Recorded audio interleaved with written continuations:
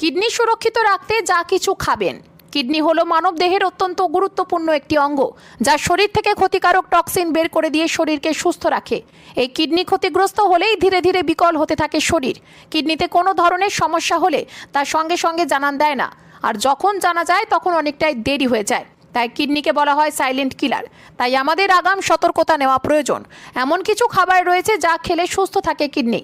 কি সেগুলি জানুন। মাছ খাওয়া কিডনির জন্য বেশ উপকারী।